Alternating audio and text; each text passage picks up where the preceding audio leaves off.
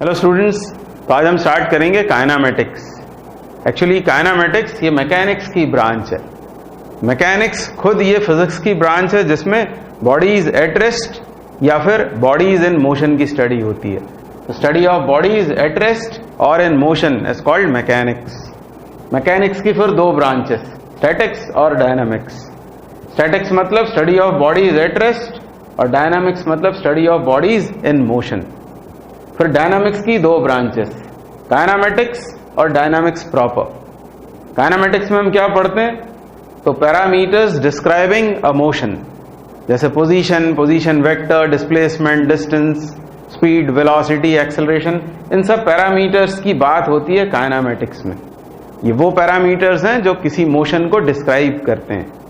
पर काइनामेटिक्स में हम कॉजेस की बात नहीं करते। We do not study cause of motion, या वो जो एजेंट्स जो मोशन के लिए रिस्पॉन्सिबल है उनकी बात हम काइनामेटिक्स में नहीं करते। तो kinematics is study of parameters describing a motion. और डायनामिक्स प्रॉपर में मोशन की भी स्टडी होती है, मतलब उन पैरामीटर्स की भी स्टडी करते हैं as well as the agents causing the motion. उसे कहते हैं डायनामिक्स प्रॉपर, जैसा नाम से पता लग रहा है। अब ये सब बातें आपसे एग्जाम में कोई नहीं पूछने वाला है, बस एक फील आएगा आपको कि आप क्या पढ़ने वाले हैं। काइनामेटिक्स मतलब पैरामीटर्स डिस्क्राइबिंग अ मोशन। अब काइनामेटिक्स में आप क्या क्या पढ़ेंगे? तो आपको पढ़ना है रेक्टिलिनियर मोशन, मतलब मोशन इन वन डायमेंशन, फिर प्रोजेक्टाइल मोशन, और फिर उसके बाद यूनिफॉर्म सर्कुलर मोशन। और उसके बाद शुरू हो जाएगी फिर डायनामिक्स प्रॉपर, जब आप लॉज ऑफ मोशन वाला चैप्टर पढ़ने लगेंगे। अब मैकेनिक्स करने से पहले या काइनामेटिक्स करने से पहले आपको वेक्टर अलजेब्रा रिवाइज कर लेना चाहिए, और कैलकुलस यदि आपको आती है तो बहुत अच्छा, और नहीं तो जहां जहां कैलकुलस के एप्लीकेशंस होंगे मैकेनिक्स में मैं आपको बताता हुआ चलूंगा। तो वेक्टर अलजेब्रा और कैलकुलस का नॉलेज बहुत जरूरी है मैकेनिक्स को पढ़ने के लिए। और हम स्टार्ट कर रहे हैं आज काइनामेटिक्स। तो अब काइनामेटिक्स में आगे बढ़े उसके पहले हम डिफाइन करेंगे frame of reference. Frame of reference की जरूरत क्या है? तो एब्सोल्यूट रेस्ट या एब्सोल्यूट मोशन ये दुनिया में पॉसिबल नहीं है। जब भी हम किसी पार्टिकल या बॉडी को रेस्ट में कहते हैं या फिर उसे मूविंग कहते हैं, तो एक्चुअली हम किसी दूसरी बॉडी के रिलेटिव ऐसा कह रहे होते हैं। फॉर एग्जाम्पल, यदि टेबल पर बुक रखी हुई है, हम कहते हैं book is at rest. Actually हम कहना चाहते हैं कि book is at rest with respect to the table या with respect to the earth. उसी बुक को यदि आप मून के रेफरेंस से देखेंगे तो वो आपको मूविंग कंडीशन में दिखाई देगी, यानी एब्सोल्यूट रेस्ट या एब्सोल्यूट मोशन पॉसिबल नहीं है।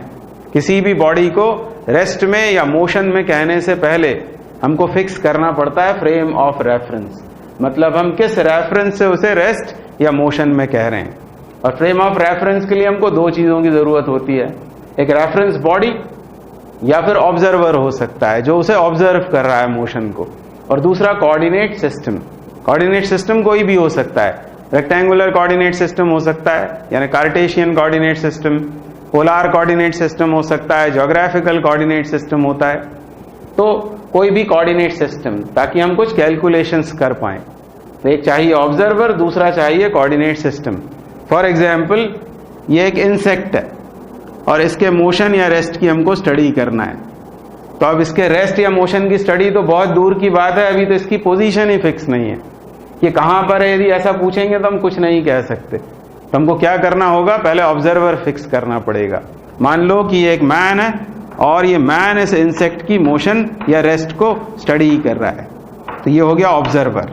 इस ऑब्जर्वर को हम ओरिजिन बना लेंगे और कोई भी कोऑर्डिनेट सिस्टम लाकर उस ऑब्जर्वर के साथ फिक्स कर देंगे। तो ये मैंने बना दिया rectangular coordinate system, right handed coordinate system है ये पॉजिटिव एक्स, ये पॉजिटिव वाई, और ये बोर्ड से परपेंडिकुलर बाहर पॉजिटिव जेड एक्सिस। जैसे ही हम कोऑर्डिनेट सिस्टम अटैच करेंगे वैसे ही उस पार्टिकल या उस इंसेक्ट को कोऑर्डिनेट्स मिल जाएंगे। इन अदर वर्ड्स, उसकी पोजीशन फिक्स हो गई। X y z are position coordinates. अब यदि इस ऑब्जर्वर को उससे ज्वाइन करें उस पार्टिकल से, और ऑब्जर्वर से उस पार्टिकल की तरफ एरो मार्क लगा दें, तो ये मिल गया उस पार्टिकल को पोजीशन वेक्टर, मतलब विद रिस्पेक्ट टू ओरिजिन ये उसका पोजीशन वेक्टर है। तो ये हो गई पोजीशन और ये हो गया पोजीशन वेक्टर। अब इस पोजीशन वेक्टर को हम क्या लिख सकते हैं, तो वेक्टर्स में आपने पढ़ा हुआ है, इसे हम लिखेंगे xi cap plus yj cap plus zk cap. ये पोजीशन वेक्टर उस पार्टिकल या इंसेक्ट का और ये उसकी पोजीशन। अब यदि इसके मोशन या रेस्ट की स्टडी करना है तो इस फ्रेम ऑफ रेफरेंस में, ये फ्रेम ऑफ रेफरेंस हो गया है observer plus the coordinate system, ये दोनों मिलकर फ्रेम ऑफ रेफरेंस। अब उस फ्रेम ऑफ रेफरेंस में क्लॉक अटैच कर देंगे, एक क्लॉक अटैच कर देंगे, तो ये टाइम को मेजर करने के लिए है। अब टाइम के साथ यदि इस पार्टिकल या इस इंसेक्ट के कोऑर्डिनेट्स वेरी कर रहे होंगे, बदल रहे होंगे, तो हम कहेंगे कि ये पार्टिकल या ये इंसेक्ट इस फ्रेम ऑफ रेफरेंस में मूविंग है या मोशन में, यदि इसके कोऑर्डिनेट्स चेंज हो रहे होंगे। और यदि टाइम के साथ इसके तीनों में से कोई भी कोऑर्डिनेट यदि आपको बदलता हुआ दिखाई नहीं देता, तीनों में से कोई भी कोऑर्डिनेट, तो हम बोलेंगे ये रेस्ट में है। यानी किसी भी बॉडी को मोशन या रेस्ट में कहने से पहले हमको फिक्स कर लेना चाहिए फ्रेम ऑफ रेफरेंस। तो ये तीनों कोऑर्डिनेट्स, ये पोजीशन वेक्टर, टाइम के साथ पोजीशन या पोजीशन वेक्टर चेंज हो तो पार्टिकल मोशन में, अदरवाइज रेस्ट में। अब यदि तीनों कोऑर्डिनेट्स बदल रहे होते हैं टाइम के साथ, तो हम बोलते हैं वो मोशन है 3 डायमेंशनल। 3 डायमेंशनल का मतलब टाइम के साथ तीनों कोऑर्डिनेट्स का साइमल्टेनियसली चेंज होना, तो उसको कहते हैं 3 डायमेंशनल मोशन या मोशन इन स्पेस। यदि कोई 2 कोऑर्डिनेट्स बदल रहे होते हैं तब उसे कहते हैं 2 डायमेंशनल, और 2 डायमेंशनल को ही कहते हैं मोशन इन अ प्लेन, और उसी का एग्जाम्पल है प्रोजेक्टाइल मोशन या सर्कुलर मोशन। और टाइम के साथ यदि केवल एक कोऑर्डिनेट चेंज हो रहा हो, ईदर x, ईदर y और z, तो हम बोलेंगे वो है motion in 1 dimension. Motion under gravity, motion along an incline plane, ये 1 डायमेंशन का एग्जाम्पल है। तो हमको पढ़ना है 1 डायमेंशनल मोशन। पर अभी हमने डिफाइन किया है पोजीशन वेक्टर और पोजीशन। अब हमें डिफाइन करना पड़ेगा डिस्प्लेसमेंट और डिस्टेंस। तो पहले हम जनरल काइनेमेटिक्स के फॉर्मूले डिराइव किया करेंगे और उसी से 1 डायमेंशन को समझने की कोशिश करेंगे। आगे बढ़ते हैं। तो फ्रेम ऑफ रेफरेंस, पोजीशन और पोजीशन वेक्टर पढ़ने के बाद अब हम समझेंगे डिस्प्लेसमेंट एंड डिस्टेंस। तो पहले हम इनकी जनरल डेफिनेशंस करेंगे, मतलब जनरल काइनेमेटिक्स में किस तरह डिस्प्लेसमेंट और डिस्टेंस को डिफाइन किया जाता है। उसके बाद मोशन इन 1 डायमेंशन के लिए स्पेसिफिकली दोनों को फिर से डिफाइन करेंगे, पर दोनों कॉन्सेप्ट्स की मिक्सिंग नहीं करनी चाहिए। मोशन इन 1 डायमेंशन में यदि आपने सुना होगा कि डिस्प्लेसमेंट इज पॉजिटिव, नेगेटिव और 0, तो ये सिर्फ 1 डायमेंशन का कॉन्सेप्ट है, इसको हर जगह अप्लाई करने की कोशिश नहीं करनी चाहिए। पर जनरल काइनेमेटिक्स में यदि आप डिस्प्लेसमेंट को डिफाइन करते हैं तो वो सब जगह यूज हो जाएगा 1, 2 या 3 डायमेंशन में। तो दोनों के बीच अंतर को दिमाग में बहुत अच्छे से रखना चाहिए। तो हम बात कर रहे हैं डिस्प्लेसमेंट की। तो मान लो एक पार्टिकल स्पेस में मूव कर रहा है। अब स्पेस में मूव करने का मतलब क्या है, उसके तीनों कोऑर्डिनेट्स टाइम के साथ बदल रहे हैं, वेरी कर रहे हैं, x, y और z। और मान लो वो इस पाथ पर मूव कर रहा है जो मैंने ग्रीन से दिखाया हुआ है, तो यह है उसका पाथ। इसी को फिजिक्स में ट्रेजेक्टरी कहते हैं और मैथ्स की लैंग्वेज में इसको कहते हैं लोकस, जो x, y और z के बीच रिलेशनशिप होता है। तो पाथ, ट्रेजेक्टरी, लोकस सब एक बात है। और मान लो कि यह है उसकी इनिशियल पोजीशन और ये फाइनल पोजीशन, या interval of time delta T में हमें उसका डिस्प्लेसमेंट चाहिए पार्टिकल का, और यह है वो इंटरवल ऑफ टाइम जितने समय में वो I से F में आया है। हमको चाहिए डिस्प्लेसमेंट। तो डिस्प्लेसमेंट की डेफिनेशन क्या है, तो डिस्प्लेसमेंट की डेफिनेशन है change in position vector. General उसकी डेफिनेशन ये है, displacement is change in position vector. बस इतना भी आपको याद रहा तो काम बन जाएगा, चेंज इन पोजीशन वेक्टर। अब यह है उसकी इनिशियल पोजीशन, और मान लेते हैं कि उसके इनिशियल जो कोऑर्डिनेट्स हैं वो हैं x1, y1, z1 इस कोऑर्डिनेट सिस्टम में, और फाइनल कोऑर्डिनेट्स हैं उसके x2, y2, z2। तो ये उसके इनिशियल कोऑर्डिनेट्स, ये फाइनल कोऑर्डिनेट्स। अब यदि उसकी इनिशियल पोजीशन को ओरिजिन से ज्वाइन करें और ओरिजिन से इनिशियल पोजीशन की तरफ एरो लगा दें तो हमको मिलेगा इनिशियल पोजीशन वेक्टर। इसी तरह फाइनल पोजीशन को ओरिजिन से ज्वाइन करके ओरिजिन से फाइनल पोजीशन की तरफ एरो लगा दें तो ये मिला फाइनल पोजीशन वेक्टर। और चेंज इन पोजीशन वेक्टर को ही कहते हैं डिस्प्लेसमेंट। मतलब R2 vector minus R1 vector ये कहलाएगा डिस्प्लेसमेंट वेक्टर। ज्योमेट्रिकली यदि आपको डिस्प्लेसमेंट चाहिए तो join initial and final positions, join initial and final positions by a straight line, by a straight line and mark arrow from initial to final, initial to final। तो हमको मिलता है displacement vector. तो displacement के बारे में क्या क्या याद रखें कि एक तो ये है चेंज इन पोजीशन वेक्टर, या फिर ज्योमेट्रिकली जब भी चाहिए तो इनिशियल फाइनल पोजीशंस को स्ट्रेट लाइन से ज्वाइन करो और इनिशियल से फाइनल की तरफ एरो मार्क लगा दो, तो हमको मिलता है डिस्प्लेसमेंट वेक्टर। तो याद रखेंगे कि एक वेक्टर फिजिकल क्वांटिटी है। वैसे भी आपको यहां दिख रहा है change in position vector, position vector और चेंज इन पोजीशन वेक्टर भी एक वेक्टर होगा, यानी displacement is a vector physical quantity. अभी हम पढ़ेंगे कि डिस्टेंस स्केलर है, तो डिस्क्रिमिनेशन का एक पॉइंट ये हो जाएगा, displacement is a vector quantity, distance is scalar. तो what is displacement? Change in position vector. अब इसको जस्टिफाई करते हैं हमको चाहिए डिस्प्लेसमेंट, तो इनिशियल को फाइनल पोजीशन से ज्वाइन करेंगे बाय अ स्ट्रेट लाइन और इनिशियल से फाइनल की तरफ एरो लगा देंगे। तो ये जो IF वेक्टर हमको मिल रहा है वो ही है डिस्प्लेसमेंट वेक्टर, और इसको डेल्टा R से हम डिनोट करेंगे, डेल्टा R वेक्टर।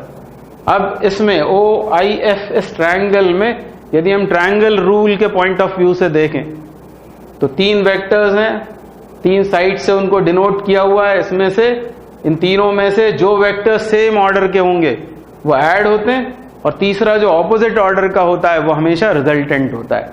तो इसमें हम ट्रायंगल रूल लगा देते हैं बाय ट्रायंगल रूल। तो हमको क्या दिख रहा है? R1 vector plus delta R vector, ये दोनों सेम ऑर्डर के हैं, ये एडेंट्स हो जाएंगे। R1 plus delta R vector और ये रिजल्टेंट हो जाएगा R2। हमको चाहिए डेल्टा R वेक्टर, तो ये कितना मिला? ये मिला R2 vector minus R1 vector.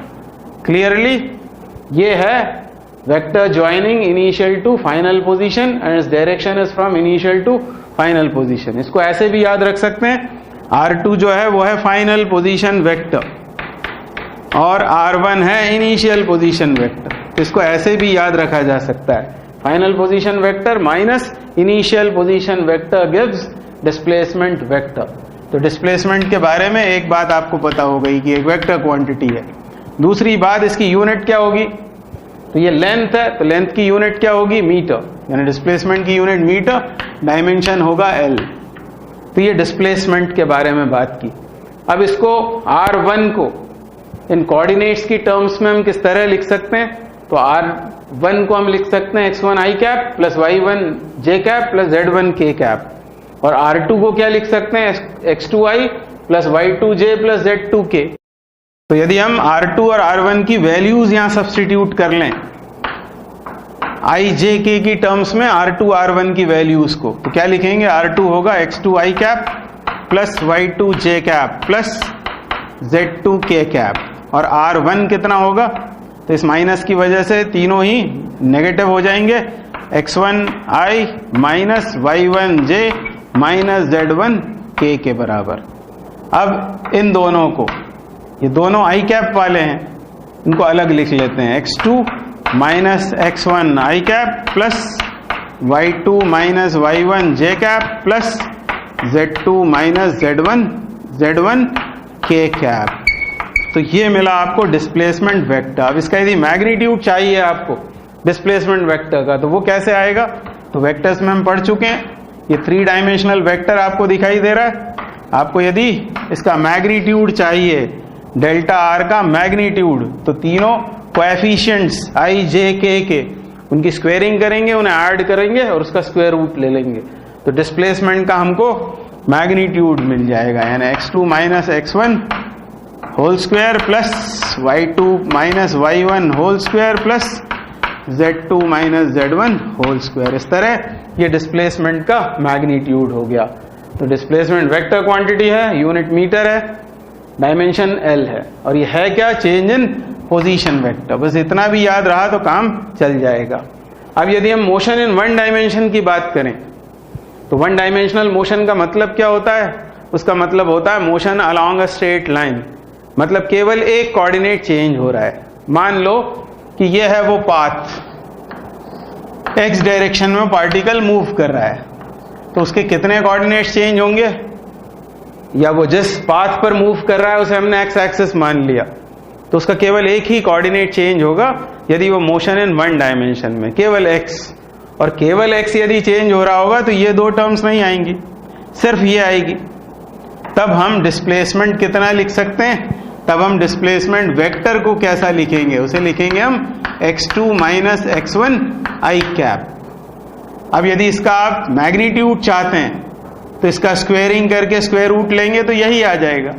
यानी वन डायमेंशन में जब डिस्प्लेसमेंट की बात हो रही होती है तो हम सीधे कहते हैं x2 minus x1 is displacement. x2 क्या हो जाएगा? फाइनल पोजीशन, और x1 हो जाएगा इनिशियल पोजीशन।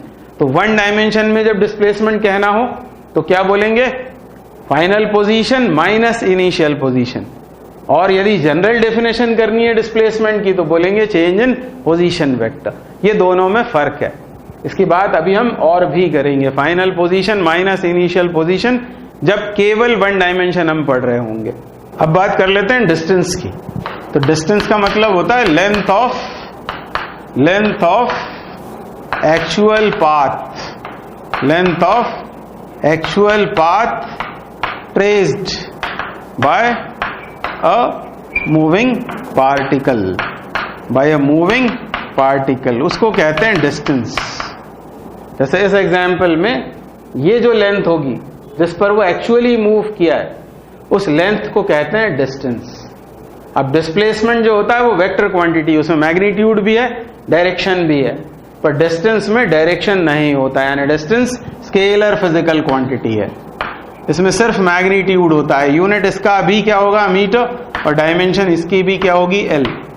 तो ये कुछ कॉमन बातें हैं, दोनों की यूनिट मीटर, दोनों की डायमेंशन L, पर डिस्प्लेसमेंट वेक्टर क्वांटिटी है और डिस्टेंस स्केलर फिजिकल क्वांटिटी है। तो अब यदि इस एग्जाम्पल में आपसे पूछूं कि डिस्टेंस और डिस्प्लेसमेंट के मैग्नीट्यूड में किसकी वैल्यू ज्यादा है, तो आप देख रहे हैं यह है पाथ लेंथ डिस्टेंस और यह है डिस्प्लेसमेंट। तो डिस्प्लेसमेंट का मैग्नीट्यूड कम है, और ये एक जनरल बात है कि डिस्टेंस हमेशा ज्यादा होता है या कभी कभी बराबर होता है डिस्प्लेसमेंट के मैग्नीट्यूड के। ये बात ध्यान रखेंगे। तो दोनों में क्या फर्क है? डिस्प्लेसमेंट वेक्टर है, डिस्टेंस स्केलर क्वांटिटी है। डिस्प्लेसमेंट की डेफिनेशन क्या है? General change in position vector, और डिस्टेंस मतलब length of actual path traced by a particle. फिर डिस्प्लेसमेंट वन डायमेंशन में यदि बताना है तो final position minus initial position. तो आगे बढ़ते हैं। अब हम डिफाइन करेंगे स्पीड और वेलोसिटी। अब न्यूमेरिकल प्रॉब्लम्स करेंगे डिस्टेंस और डिस्प्लेसमेंट पर बेस्ड। ये पहली प्रॉब्लम बहुत आसान है। A body covers distance of L metre along a semi circular path, calculate the magnitude of displacement of the body and the ratio of distance to displacement. तो एक semi circular path पर एक body move कर रही है, कितनी length उसने चली? L। अब ये सेमी सर्कल का लेंथ कितना होगा? तो सरकमफेरेंस का आधा। यदि इस सर्कल की रेडियस r है तो ये L इक्वल्स टू होगा पाई r के बराबर। ये उस पार्टिकल की इनिशियल पोजीशन और ये है उसकी फाइनल पोजीशन। हमको पहले चाहिए मैग्नीट्यूड ऑफ डिस्प्लेसमेंट।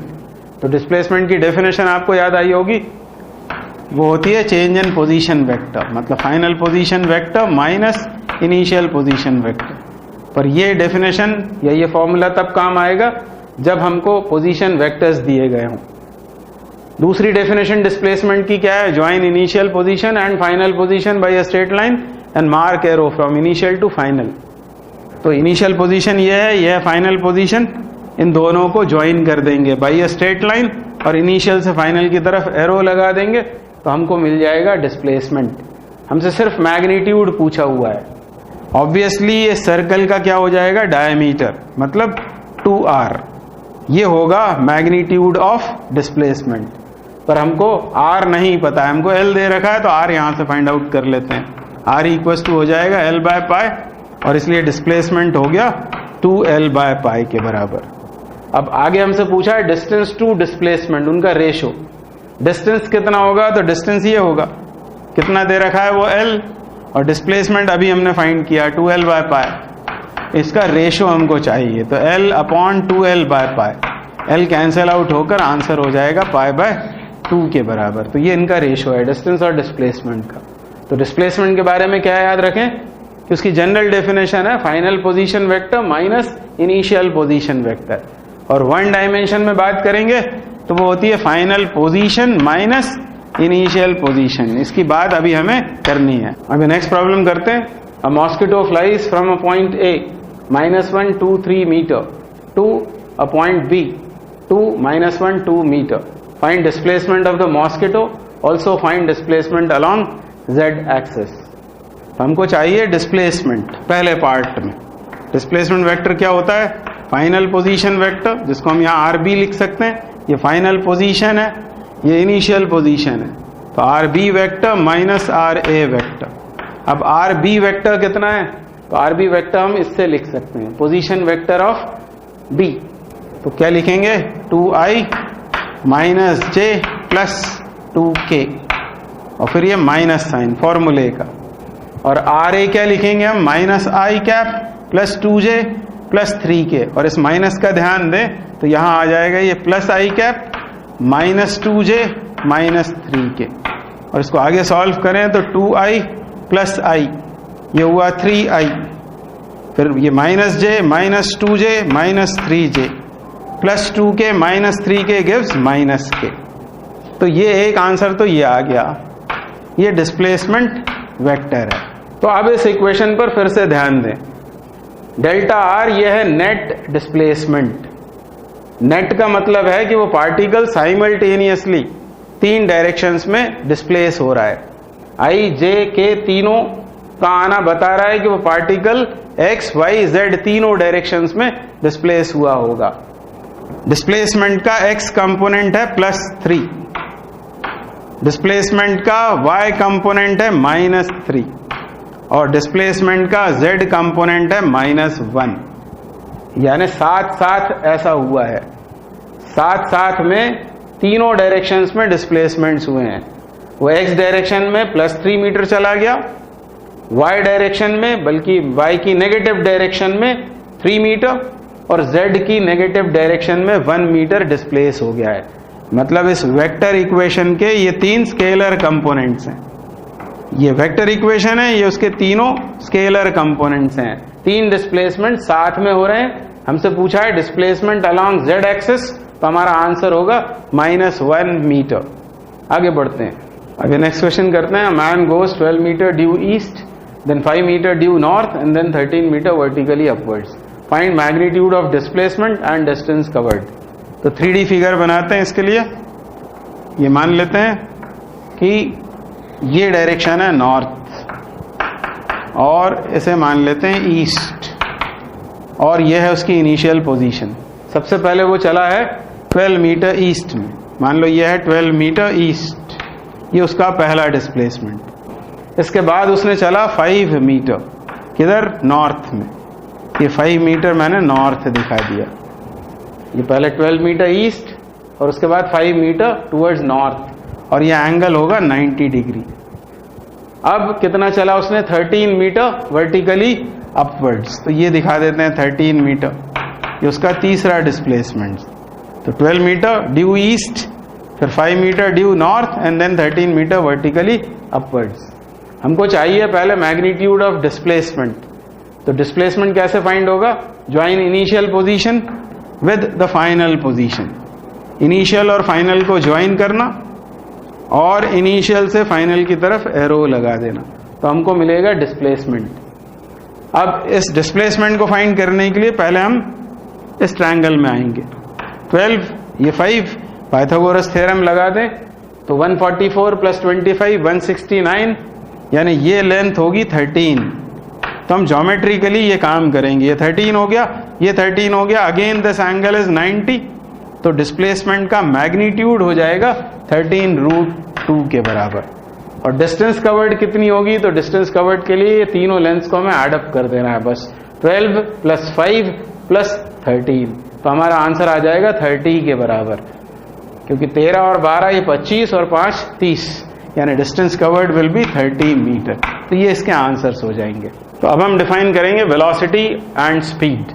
तो क्लास 9th में आपने पढ़ा है velocity is displacement upon time, time rate of displacement is called velocity. In other words unit time का जो डिस्प्लेसमेंट होता है उसे कहते हैं वेलोसिटी, और स्पीड होती है distance upon time. Time rate of distance covered is called speed, या यूनिट टाइम में जो डिस्टेंस कवर होता है उसे स्पीड कहते हैं। अब वेलोसिटी है डिस्प्लेसमेंट अपॉन टाइम, स्पीड मतलब डिस्टेंस अपॉन टाइम, तो दोनों की SI यूनिट होती है मीटर पर सेकेंड, और ये प्रैक्टिकल यूनिट है किलोमीटर पर आवर।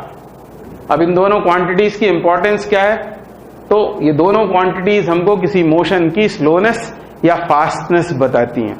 ये यूनिट से भी पता लगता है। मीटर पर सेकेंड का मतलब 1 सेकेंड में कितने मीटर का डिस्प्लेसमेंट हुआ या कितने मीटर डिस्टेंस कवर हुआ। तो जब हम कंपैरिजन करेंगे वेलोसिटी या स्पीड का, तब हमको फास्टनेस या स्लोनेस का पता लगेगा। तो ये इन क्वांटिटीज की इंपॉर्टेंस है। अब डायमेंशनल फॉर्मूला क्या होगा, तो न्यूमरेटर में मीटर मतलब लेंथ, डिनोमिनेटर में सेकेंड मतलब टाइम, तो डायमेंशनल फॉर्मूला होगा LT-1। तो ये तो कॉमन बातें हैं दोनों में। अब वेलोसिटी डिफाइन होती है डिस्प्लेसमेंट से, और डिस्प्लेसमेंट एक वेक्टर फिजिकल क्वांटिटी है, और इसलिए वेलोसिटी भी वेक्टर है, मतलब इसके साथ मैग्नीट्यूड और डायरेक्शन दोनों एसोसिएटेड होती है। अब स्पीड होती है डिस्टेंस अपॉन टाइम, डिस्टेंस और टाइम दोनों स्केलर्स हैं, और इसलिए स्पीड एक स्केलर फिजिकल क्वांटिटी है। और दोनों ही क्वांटिटीज को हम दो तरह से डिफाइन करते हैं। एक होती है एवरेज वेलोसिटी और एक होती है इंस्टेंटेनियस वेलोसिटी। इसी तरह एक एवरेज स्पीड और एक इंस्टेंटेनियस स्पीड।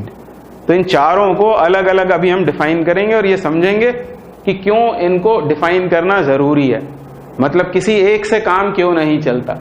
केवल एवरेज वेलोसिटी डिफाइन कर लें या केवल इंस्टेंटेनियस, तो हमारा काम नहीं चलेगा। इवन केवल वेलोसिटी को डिफाइन करने से भी काम नहीं चलेगा, स्पीड को भी हमें साथ साथ डिफाइन करना होता है।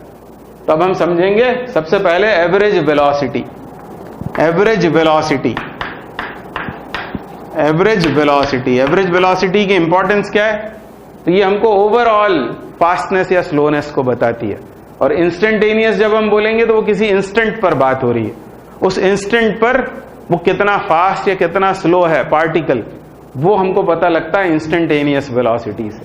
तो हम बात कर रहे हैं एवरेज वेलोसिटी की, हमको इसको V एवरेज से डिनोट करना है, और ये भी एक वेक्टर क्वांटिटी है। अब मान लो एक पार्टिकल इस पाथ पर मूव कर रहा है, सपोज ये उसका पाथ या ट्रेजेक्टरी, और किसी इंस्टेंट t1 पर ये उसकी पोजीशन है A, और इस पाथ से होता हुआ मान लो वो यहां आ गया B पर, और ये इंस्टेंट हो गया t2, यानी जो इंटरवल ऑफ टाइम है वो है डेल्टा t। हमको डिफाइन करना है एवरेज वेलोसिटी। तो इसकी डेफिनेशन क्या है, तो इसकी डेफिनेशन है टाइम रेट। रेट का मतलब क्या होता है, यूनिट। रेट मतलब यूनिट, तो यूनिट टाइम में time rate of change of, time rate of change of position vector, time rate of change of position vector, उसे ही कहते हैं average velocity. Time rate of change of position vector, तो आपको याद आया होगा चेंज ऑफ पोजीशन वेक्टर मतलब displacement, यानी न्यूमरेटर में डिस्प्लेसमेंट और डिनोमिनेटर में इंटरवल ऑफ टाइम। ऐसे यदि ले लेंगे तो हमको एवरेज वेलोसिटी मिल जाएगी। तो V एवरेज क्या होता है, तो ऊपर आएगा total displacement change of position vector, यानी टोटल डिस्प्लेसमेंट, नीचे टोटल टाइम। अब हमने पढ़ा हुआ है change of position vector displacement कैसे फाइंड करते हैं। तो इस एग्जांपल में ये उसकी इनिशियल पोजीशन है, ये फाइनल पोजीशन। इनिशियल और फाइनल पोजीशंस को हम एक स्ट्रेट लाइन से ज्वाइन करेंगे और इनिशियल से फाइनल की तरफ लगा देंगे एरो मार्क, तो हमको मिलता है डिस्प्लेसमेंट। ये डेल्टा आर वेक्टर ये डिस्प्लेसमेंट है, वो यहां लेना पड़ेगा न्यूमरेटर में, और डिनोमिनेटर में डेल्टा टी, तब हमको मिलेगा एवरेज वेलोसिटी। तो एवरेज वेलोसिटी होती है total displacement upon total time. आगे आप इसको ऐसा भी लिख सकते हैं, final position vector minus initial position vector upon t2 minus t1। तो ये है एवरेज वेलोसिटी का formula delta r upon delta T. अब इसमें डायरेक्शन क्यों होती है? क्योंकि इसमें डायरेक्शन है। ये क्या है? तो ये है displacement vector. Clearly average velocity की डायरेक्शन डिस्प्लेसमेंट की डायरेक्शन में होती है। जैसे यहां पर यह है डिस्प्लेसमेंट का direction from A to B, तो यही होगी एवरेज वेलोसिटी की डायरेक्शन। तो यह है एवरेज वेलोसिटी। अब ये जो पाथ लेंथ है, जिस पाथ पर वो एक्चुअली मूव कर रहा है, वो है डिस्टेंस, डेल्टा एस उसको कह लेते हैं। तो डेल्टा एस यदि आपको मालूम होगा तो आप एवरेज स्पीड को डिफाइन कर पाएंगे। एवरेज स्पीड अब उसे लिखेंगे हम वी एवरेज, और यहां लेंगे टोटल डिस्टेंस और यहां टोटल टाइम। यह है path length is distance covered, delta T is interval of time. तो delta S upon delta T कर देंगे तो हमको एवरेज स्पीड मिल जाएगी। अब एवरेज वेलोसिटी एवरेज स्पीड दोनों को क्यों डिफाइन करना पड़ा? क्योंकि एवरेज वेलोसिटी जब हम फाइंड करेंगे तो यहां न्यूमरेटर में आता है डिस्प्लेसमेंट, और यदि ये पार्टिकल किसी राउंड ट्रिप पर चला हो, यानी जहां से वो चला वापस यदि वहीं आ जाएगा, तो डिस्प्लेसमेंट हो जाएगा जीरो। तो हमको एवरेज वेलोसिटी मिलेगी ही नहीं, जबकि वो मूविंग पार्टिकल है। उस केस में फिर हमको एवरेज स्पीड से उस मोशन को स्टडी करना पड़ेगा। तो एवरेज स्पीड को साथ साथ में डिफाइन करना ही पड़ता है। अब एवरेज वेलोसिटी के बाद में हम डिफाइन करेंगे इंस्टेंटेनियस वेलोसिटी। इंस्टेंटेनियस वेलोसिटी, और इंस्टेंटेनियस का मतलब होता है किसी इंस्टेंट पर। अब मान लो आपको यहां पर वेलोसिटी फाइंड करनी है। अभी हमने इस interval of time delta T में एवरेज फाइंड किया था। अब मान लो इस इंस्टेंट पर आपको वेलोसिटी चाहिए, उसके लिए आपको इस इंटरवल को कम करते जाना पड़ेगा। आपको इस लिमिट तक जाना पड़ेगा, delta t tends to zero, मतलब लगभग जीरो। बहुत छोटा करना पड़ेगा इस इंटरवल ऑफ टाइम को, क्योंकि इंस्टेंट ऑफ टाइम कुछ भी नहीं होता है। इंस्टेंट ऑफ टाइम फिजिक्स में नहीं होता। बहुत छोटे से इंटरवल ऑफ टाइम को हम कहते हैं इंस्टेंट ऑफ टाइम। तो इंस्टेंटेनियस जब वेलोसिटी चाहिए तो इस डेल्टा टी को हमको बहुत छोटा करना पड़ेगा, और इसको यदि हम छोटा करते जाएंगे तो ये बी ए की तरफ अप्रोच करेगा, और ये जो डिस्प्लेसमेंट वेक्टर है इसकी लेंथ भी कम कम कम होती जाएगी, और लिमिटिंग केस में वो इस पॉइंट पर टेंजेंट हो जाएगा। तो बस हमको ये काम कर रहा है, और यही काम करती है कैलकुलस। हमको इस तरह लिखना पड़ेगा, limit delta t tends to zero. ये सिर्फ सिंबल्स हैं। Limit delta t tends to zero मतलब इस एवरेज वेलोसिटी का हमको लिमिटिंग वैल्यू चाहिए। डेल्टा टी जब जीरो हो जाता है तब delta r upon delta t यही बन जाता है d r upon d t, और इसे ही कहते हैं हम इंस्टेंटेनियस वेलोसिटी, और फिर सिर्फ v से डिनोट कर देते हैं। तो ये इंस्टेंटेनियस वेलोसिटी है और ये एवरेज है। अब इन दोनों को भी क्यों डिफाइन करना पड़ रहा है अलग अलग? तो फिर से वही बात कि राउंड ट्रिप यदि होगा उस पार्टिकल का तो ये क्वांटिटी जीरो हो जाएगी, पर ये नॉन जीरो रहेगी। इसलिए चारों क्वांटिटीज की इंपॉर्टेंस है, average velocity, instantaneous velocity, average speed और इंस्टेंटेनियस स्पीड। चारों में से किसी भी एक का इस्तेमाल करके या दोनों का इस्तेमाल करके हम उस मोशन की स्टडी करते हैं। तो एवरेज स्पीड हो गई, और यूनिट आपको दिखाई दे ही रहा है। और चौथी क्वांटिटी कौन सी है? वो है इंस्टेंटेनियस स्पीड। इसके लिए भी कैलकुलस लगानी पड़ेगी। हमें इस तरह लिखना पड़ेगा, limit delta t tends to zero, delta S upon delta t, ये बन जाएगा d s upon d t, और यही है इंस्टेंटेनियस स्पीड। अब यदि वन डायमेंशन में हम बात करेंगे, ये हमने जनरल काइनेमेटिक्स में बात किया, यदि हम वन डायमेंशन में बात करेंगे तो ये फॉर्मूला एवरेज वेलोसिटी का फॉर्मूला ये कैसा हो जाएगा? Final position minus initial position upon interval of time. ये वन डायमेंशन में हम बात कर रहे हैं। यदि वो एक्स एक्सिस के अलोंग मूव कर रहा है पार्टिकल तो उसका डिस्प्लेसमेंट कैसे आएगा? Final position minus initial position upon total interval of time, I mean interval of time, total time जो इलैप्स्ड हो गया उसे डिवाइड कर देंगे तो हमको मिलेगी एवरेज वेलोसिटी। तो इसी बात को हम ऐसे लिख लेंगे, delta x vector upon delta t, तो हमको मिलेगी एवरेज वेलोसिटी वन डायमेंशन में। और जब इंस्टेंटेनियस चाहिए होगी वन डायमेंशन में, तब limit delta t tends to 0 delta x upon delta t, तो dx बाई dt हो जाएगा। मतलब इंस्टेंटेनियस वेलोसिटी वन डायमेंशन में v इज इक्वल टू होगी dx बाय dt, और पहचान के लिए वेक्टर साइन लगा देंगे। इसी तरह यहां पर भी बात कर लेते हैं। एवरेज स्पीड यदि है तो यहां पर क्या होगा, टोटल डिस्टेंस कवर्ड, और यहां क्या होगा, इंस्टेंटेनियस वैल्यू ऑफ s, मतलब ds अपॉन dt। तो v is equal to d dt of s, instantaneous speed, v average delta s upon delta t। और एवरेज वेलोसिटी यदि निकालना होगी वन डायमेंशन में, तो ये फॉर्मूला लगाएंगे, और इंस्टेंटेनियस चाहिए तो dx बाई dt करेंगे। y डायरेक्शन में यदि मूव कर रहा है पार्टिकल, तो इंस्टेंटेनियस वेलोसिटी dy dt हो जाएगी। z में यदि चल रहा होगा तो v is equal to dz by dt हो जाएगा। अब इन दोनों को कंपेयर करते हैं हम, एवरेज वेलोसिटी को और एवरेज स्पीड को। तो यदि मैं इस इक्वेशन में v एवरेज, इसका मैग्नीट्यूड, और v एवरेज ले लेता हूं, मतलब स्पीड, इनका रेशो लेता हूं, तो मुझे क्या मिलेगा, मुझे इस इक्वेशन को इससे डिवाइड कर देना है, delta S by delta T से। तो किसी इंटरवल ऑफ टाइम के लिए मैं पता कर रहा हूं एवरेज वेलोसिटी और एवरेज स्पीड, और मैंने ऐसे डिवाइड कर दिया उसे। तो यहां न्यूमरेटर में क्या आएगा, न्यूमरेटर में आएगा डेल्टा आर, उसका भी मैं मैग्नीट्यूड ले लेता हूं, अपॉन डेल्टा एस। अब इन दोनों में आपको रिलेशन पता है, ये हम पहले ही बात कर चुके हैं। ये क्या है, डिस्टेंस कवर्ड, और ये है डिस्प्लेसमेंट। जैसे इस फिगर में ये है डिस्प्लेसमेंट और ये है डिस्टेंस, और हमने पढ़ा था कि ये डिस्टेंस ये हमेशा बड़ा होता है और कभी कभी बराबर होता है डिस्प्लेसमेंट के मैग्नीट्यूड से।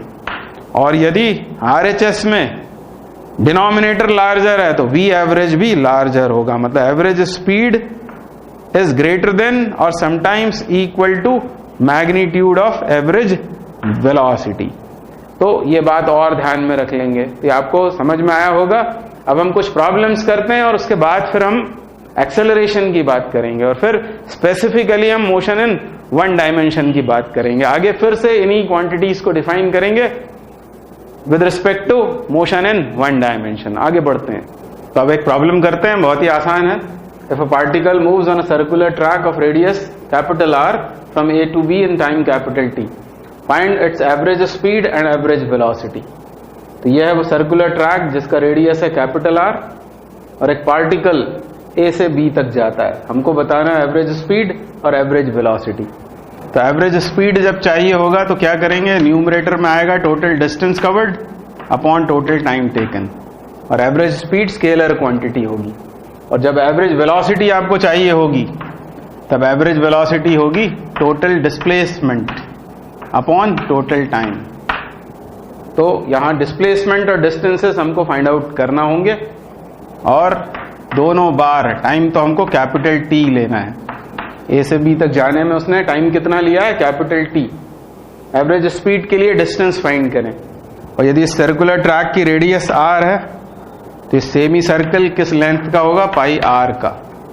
तो एवरेज स्पीड तो ये आ गई पाई R बाय T, और एवरेज वेलोसिटी के लिए हमें डिस्प्लेसमेंट चाहिए होगा। यह उसकी इनिशियल पोजीशन, यह है फाइनल पोजीशन। इनिशियल पोजीशन को फाइनल से ज्वाइन करेंगे, initial to final arrow mark लगा देंगे, तो ये होगा 2R के बराबर। यह है डिस्प्लेसमेंट का मैग्नीट्यूड, तो यहां आ जाएगा ये 2R। तो यहां पर अब डायरेक्शन जैसा कुछ भी नहीं है, इसको डायरेक्शन देना पड़ेगा। तो आप चाहें तो इसको एक्स एक्सेस सपोज कर सकते हैं, यहां कोऑर्डिनेट सिस्टम लगाकर, और ये वाई एक्सेस, ये एक्स एक्सेस, एक्स एक्सेस की डायरेक्शन के यूनिट वेक्टर का इसमें मल्टीप्लाई कर देंगे, तो ये वेक्टर क्वांटिटी हो जाएगी, यानी 2R बाई T उसका मैग्नीट्यूड, और डायरेक्शन पॉजिटिव एक्स एक्सेस, या फ्रॉम A to B भी कह सकते हैं। तो ये एवरेज स्पीड और ये एवरेज वेलोसिटी। अब यदि ये रेडियस मीटर में दिया होगा और टाइम दिया होगा सेकंड में, तो यूनिट क्या हो जाएगा, मीटर पर सेकंड, एवरेज स्पीड का भी और एवरेज वेलोसिटी का भी। आगे बढ़ते हैं, तो अब ये नेक्स्ट प्रॉब्लम करेंगे। A man moves 800 metre due east then 600 meter to north, and finally 200 meter to west. Total time taken for his journey is 30 minutes. Find average velocity and average speed of the man. तो सबसे पहले coordinate system choose करेंगे. मैंने यहां पर बना रखा है ज्योग्राफिकल कोऑर्डिनेट सिस्टम. ये डायरेक्शन क्या होगा? ईस्ट. हमेशा यहां बनाना चाहिए नॉर्थ और इधर ईस्ट. तो ये साउथ हो गया और ये वेस्ट हो गया. अब उसके डिस्प्लेसमेंट्स 3 हुए हैं. सबसे पहले वो 800 मीटर जाता है ईस्ट में, तो यहां शो करेंगे वो डिस्प्लेसमेंट. ये उसका स्टार्टिंग पॉइंट हो गया. यहां से उसने चलना शुरू किया, 800 मीटर गया वो ड्यू ईस्ट. तो ये पहला डिस्प्लेसमेंट कितने का है? मैग्नीट्यूड में 800 मीटर. उसके बाद 600 मीटर नॉर्थ गया वो, इसका मतलब वो यहां आ गया होगा. ये उसका दूसरा डिस्प्लेसमेंट. और फिर 200 मीटर टू वेस्ट. वेस्ट मतलब अब इस डायरेक्शन में वो 200 मीटर आ गया. अब आप चाहें तो इस डायरेक्शन को पॉजिटिव x मान लें और इसे y, और ये ओरिजिन. तो आप इस डिस्प्लेसमेंट को लिख सकते हैं 800 i कैप. ये पहला डिस्प्लेसमेंट. इसे क्या लिख सकते हैं? इसे लिख सकते हैं 600 j कैप. और इस डिस्प्लेसमेंट को लिखना पड़ेगा -200 i कैप, क्योंकि x की नेगेटिव डायरेक्शन में हुआ डिस्प्लेसमेंट है. तो ये 3 डिस्प्लेसमेंट्स हुए. हमको चाहिए एवरेज वेलोसिटी, तो हमें टोटल डिस्प्लेसमेंट फाइंड करना पड़ेगा. तो यहां पर हम पॉलीगॉन लॉ लगा सकते हैं. पॉलीगॉन लॉ यदि हम लगाएंगे तो हमको मालूम है कि ये जो क्लोजिंग साइड है ऑपोजिट ऑर्डर में, ये सब है एंटी क्लॉक, ये है क्लॉक. ये हमको मिलेगा नेट डिस्प्लेसमेंट, मतलब डेल्टा आर वेक्टर. इन तीनों वेक्टर्स का वेक्टर एडिशन, ये हमको मिलेगा नेट डिस्प्लेसमेंट. और टाइम हमको बताया हुआ है 30 मिनट, तो हमको एवरेज वेलोसिटी मिल जाएगी. एवरेज वेलोसिटी कितनी होगी? तो ये होगी delta r upon delta t. तो ये कैसे आएगा? तो ये आएगा इन तीनों वेक्टर्स के एडिशन से. तो हम क्या लिखेंगे? 800 i cap plus 600 j cap minus 200 i cap upon total time जो है 30 मिनट. और मिनट का ये मैंने बना दिया सेकंड, क्योंकि बाकी चीजें ये जो डिस्टेंसेस हैं ये सब मीटर में दिए हुए हैं.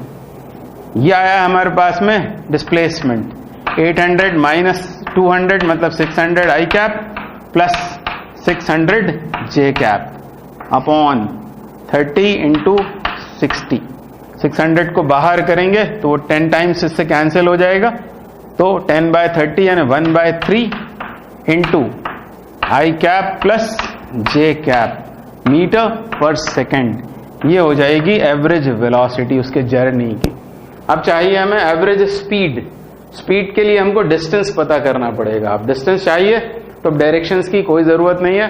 यह 800 प्लस 600, ये कितना हो जाएगा? 1400 प्लस 200. अब इसको माइनस नहीं लेना है, तो 8 प्लस 6 1400 प्लस 2 1600 हो गया. Distance covered upon time taken 30 into 60. तो ये हमको मिलेगी एवरेज स्पीड. ये 0 कैंसिल, और अब आप आगे इसको कैंसिल कर सकते हैं. 160, ये एक 0 भी कैंसिल हो रहा है. 16/18 यानी ये हुआ 8/9 मीटर पर सेकेंड. ये हो जाएगी उसकी एवरेज स्पीड. तो ये है एवरेज वेलोसिटी, और 8/9 मीटर पर सेकेंड ये हो जाएगी एवरेज स्पीड. तो ये इस क्वेश्चन के आंसर्स हैं. तो अब तक हमने डिस्प्लेसमेंट डिस्टेंस को डिफाइन किया, फिर वेलोसिटी और स्पीड को. अब हम बात करेंगे एक्सेलरेशन की. तो एक्सेलरेशन मतलब होता है time rate of change of velocity.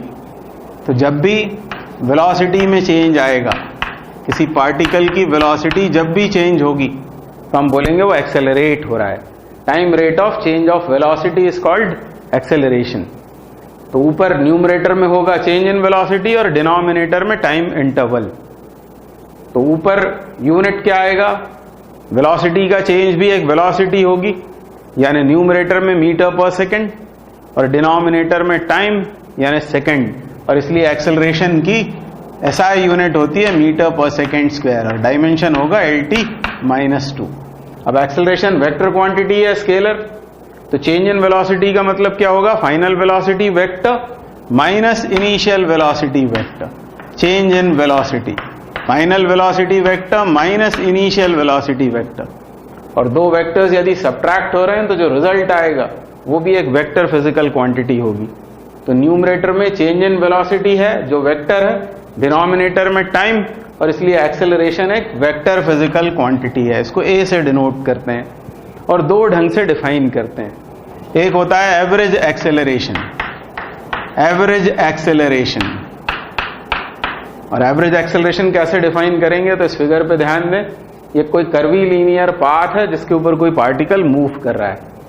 जब वो पार्टिकल P पर है, पॉइंट P पर, तब उसकी वेलोसिटी है v1 वेक्टर, और Q पर जब वो आया तब उसकी वेलोसिटी हो गई v2 वेक्टर। ये दोनों इंस्टेंटेनियस वेलोसिटीज हैं। हमको interval of time delta t के लिए एक्सेलरेशन फाइंड करना है। तो एवरेज एक्सेलरेशन चाहिए तो हमको क्या चाहिए होगा? न्यूमरेटर में चाहिए होगा हमको, न्यूमरेटर में change in velocity vector upon नीचे इंटरवल ऑफ टाइम। अब वेलोसिटी में चेंज कितना आया? तो फाइनल वेलोसिटी हो गई है v2 वेक्टर और इनिशियल वेलोसिटी है v1 वेक्टर, और इंटरवल ऑफ टाइम आप चाहें तो t2 माइनस t1 भी लिख सकते हैं। अब ये वेक्टर सब्ट्रैक्शन है, final velocity minus initial velocity, और वेक्टर सब्ट्रैक्शन करना है हमको, v1 को सब्ट्रैक्ट करना है फ्रॉम v2। तो हम क्या करेंगे? इस v1 को पहले तो करेंगे हम ऑपोजिट डायरेक्शन में, मतलब इसको कर देंगे फ्लिप, और उसे लाकर इस v2 के साथ इस तरह अरेंज करेंगे कि दोनों की टेल्स कोइंसाइड हो जाएं। हम करना चाहते हैं v2 vector minus v1 vector. तो v2 माइनस v1 का मतलब है v2 वेक्टर में माइनस v1 वेक्टर को ऐड कर देना। तो हमको मालूम है कि negative sign reverses the direction, तो v1 को हमने पलट लिया तो वो बन गया माइनस v1, और उसे स्लाइड करके यहां ला दिया। तो ये कौन सा वेक्टर है? ये है माइनस v1 वेक्टर। और अब ये पैरेललोग्राम कंप्लीट करेंगे तो इसका डायगोनल रिप्रेजेंट करेगा डेल्टा v, मतलब चेंज इन वेलोसिटी वेक्टर। और इस चेंज इन वेलोसिटी वेक्टर को डिवाइड कर देंगे इंटरवल ऑफ टाइम से, तो हमको during delta t average acceleration मिल जाएगा। अब एवरेज एक्सेलरेशन की डायरेक्शन क्या होती है? तो एवरेज एक्सेलरेशन की डायरेक्शन वही होगी जो चेंज इन वेलोसिटी की डायरेक्शन है। चेंज इन वेलोसिटी भी एक वेक्टर है और उसी की डायरेक्शन में एवरेज एक्सेलरेशन एक्ट करेगा। तो इस तरह निकलेगा एवरेज एक्सेलरेशन। अब हमको डिफाइन करना होगा इंस्टेंटेनियस एक्सेलरेशन। तो पहले ये समझते हैं कि दोनों को क्यों डिफाइन करना होता है। Why both instantaneous acceleration as well as average acceleration. तो आप यहां ध्यान दें, मान लो ये पार्टिकल P पर है, इसकी वेलोसिटी है v1, और ये इस पाथ पर ट्रेवल करता हुआ मान लो यहां आ गया सपोज r पर, और उसकी वेलोसिटी वापस यदि v1 के बराबर हो गई, क्योंकि ये दोनों वेक्टर्स इक्वल लेंथ के हैं, डायरेक्शन भी सेम है, यानी पहले वेलोसिटी P पर v1 थी और r पर भी v1 हो गई। और मान लो इस इंटरवल के लिए P और R के बीच हम एवरेज एक्सेलरेशन फाइंड आउट करेंगे, तो चेंज इन वेलोसिटी कितना होगा? वो तो जीरो हो जाएगा, क्योंकि माइनस v1 को इसके साथ ऐड करेंगे, इक्वल ऑपोजिट वेक्टर्स वैनिश, और इसलिए चेंज इन वेलोसिटी जीरो होने से एवरेज एक्सेलरेशन भी जीरो हो जाएगा। तो इसका मतलब क्या? ड्यूरिंग इट्स मोशन उसकी वेलोसिटी बदल नहीं रही है, तो आप देख रहे हैं वो लगातार बदलती जा रही है। तो कई बार एवरेज एक्सेलरेशन जीरो आता है तो हमको ऐसा लगता है कि जैसे एक्सेलरेशन प्रोड्यूस ही नहीं हुआ, मतलब वेलोसिटी चेंज ही नहीं हुई, पर सच बात कुछ और होती है। हम देख रहे हैं वेलोसिटी पॉइंट टू पॉइंट लगातार बदलती चली जा रही है, और इसलिए हमको इंस्टेंटेनियस एक्सेलरेशन फाइंड करना होता है। और इंस्टेंटेनियस एक्सेलरेशन निकालने के लिए हम क्या करेंगे? इसी की लिमिटिंग वैल्यू फाइंड करेंगे। Delta t tends to 0, delta v vector upon d delta t कर देंगे तो हमको मिलेगा dv बाय dt, या dt ऑफ v, और इसे कहते हैं instantaneous acceleration. dv upon dt मतलब इंस्टेंटेनियस एक्सेलरेशन फाइंड करने का काम ये कैलकुलस करेगा। और एवरेज एक्सेलरेशन जब आपको चाहिए होगा तो वेक्टर सब्ट्रैक्शन करने के बाद आपको एवरेज एक्सेलरेशन मिलेगा। तो एक्सेलरेशन क्या होता है? Time rate of change of velocity. दो तरह से वो डिफाइन होता है, delta V vector upon delta T, this is average acceleration, and A is equal to D D T V, या D by D T V भी कहते हैं इसको, इसे डेरिवेटिव कहते हैं। तो ये होता है इंस्टेंटेनियस एक्सेलरेशन।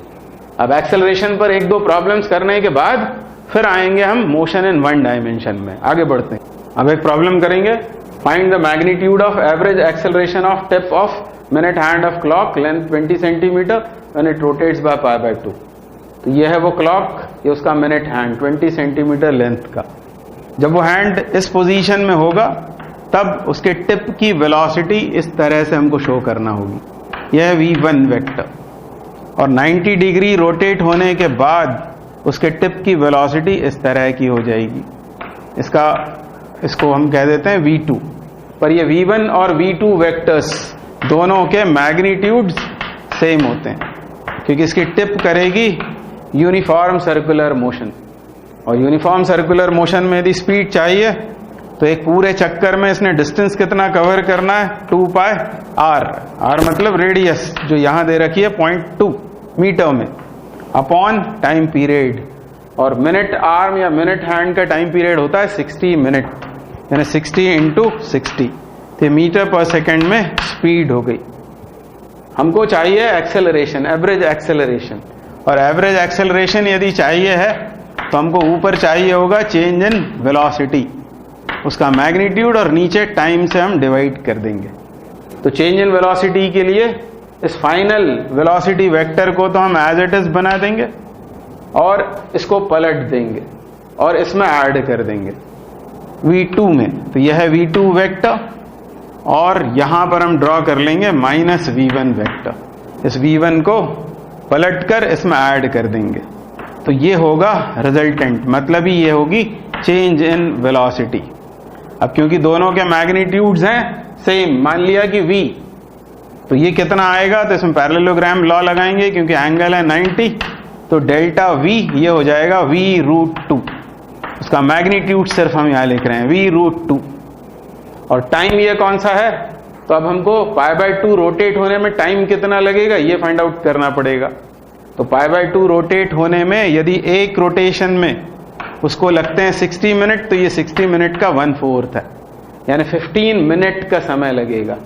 तो 15 मिनट यहां रखेंगे और मिनट का सेकंड बना देंगे। अब हमको सिर्फ v का वैल्यू यहां पर पुटअप करना है, तो ये 2 pi into 0.2, 2 pi into 0.2 into √2 upon 15 into 60, और यहां से भी 60 इंटू 60, और इस सब को सॉल्व करने के बाद हमको मिलेगा average acceleration metre per second square में। तो ये इसका आंसर है। तो अब अगला सवाल करते हैं। A scooterist moves due east with a speed of 10 metre per second. तो ईस्ट डायरेक्शन इसको हम सपोज कर लेते हैं, और एक स्कूटरिस्ट 10 मीटर पर सेकेंड से टुवर्ड्स ईस्ट मूव करता है। ये उसकी initial velocity, keeping speed constant, he turns towards north in 10 second. तो स्पीड कांस्टेंट रखते हुए वो नॉर्थ में टर्न हो गया। तो ये थी ईस्ट डायरेक्शन, वो नॉर्थ में टर्न हो गया, और स्पीड उतनी ही रही 10 मीटर पर सेकेंड। हमको बताना है चेंज इन स्पीड। तो स्पीड चेंज हुई है क्या? तो स्पीड स्केलर क्वांटिटी है, उसका मैग्नीट्यूड पहले भी 10 था, अब भी 10 है, तो फाइनल माइनस इनिशियल करेंगे तो 0 आएगा, यानी change in speed is 0। Change in velocity होगी क्या? तो वेलोसिटी चेंज होगी, क्योंकि वेलोसिटी वेक्टर है, और किसी वेक्टर के चेंज होने के लिए या तो मैग्नीट्यूड चेंज होना चाहिए या डायरेक्शन या दोनों। तो यहां वेलोसिटी वेक्टर का मैग्नीट्यूड तो चेंज नहीं हुआ है, डायरेक्शन चेंज हुई है, और डायरेक्शन के चेंज होने से वेलोसिटी चेंज हो जाएगी। और एवरेज एक्सेलरेशन प्रोड्यूस होगा क्या? तो होगा, क्योंकि change in velocity non zero है, टाइम से उसे डिवाइड कर देंगे सेकंड से, तो हमें एवरेज एक्सेलरेशन मिल जाएगा। तो पहले का आंसर तो हो गया 0। सेकेंड पार्ट को सॉल्व करना है, चेंज इन वेलोसिटी चाहिए, तो आप ये कर सकते हैं कि इस डायरेक्शन को हम मान लेते हैं positive direction of x axis, इस पॉइंट को ओरिजिन, ये y का पॉजिटिव डायरेक्शन। तो हम लिख सकते हैं इस वेलोसिटी को 10i कैप, और इसे हम लिख सकते हैं 10j कैप, क्योंकि ये y की पॉजिटिव डायरेक्शन में। हमको चाहिए चेंज इन वेलोसिटी, तो ये है फाइनल वेलोसिटी 10 जे कैप और ये है इनिशियल वेलोसिटी 10 आई कैप। तो चेंज इन वेलोसिटी कितना होगा, वो होगा VF वेक्टर, मतलब 10 जे वेक्टर माइनस 10 आई वेक्टर।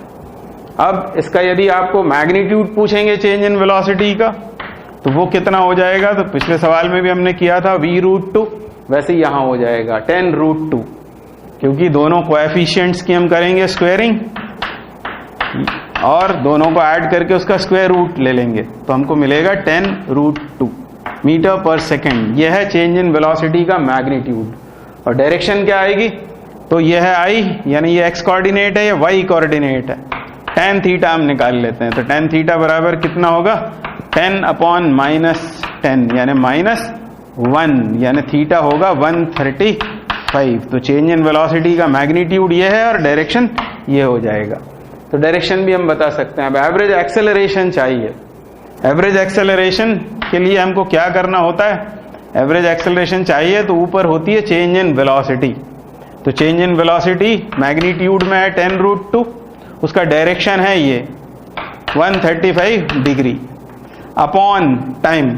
टाइम से इसको डिवाइड कर देंगे तो टाइम दे रखा है हमको 10 सेकेंड, क्योंकि इसने टर्न किया है 10 सेकेंड में।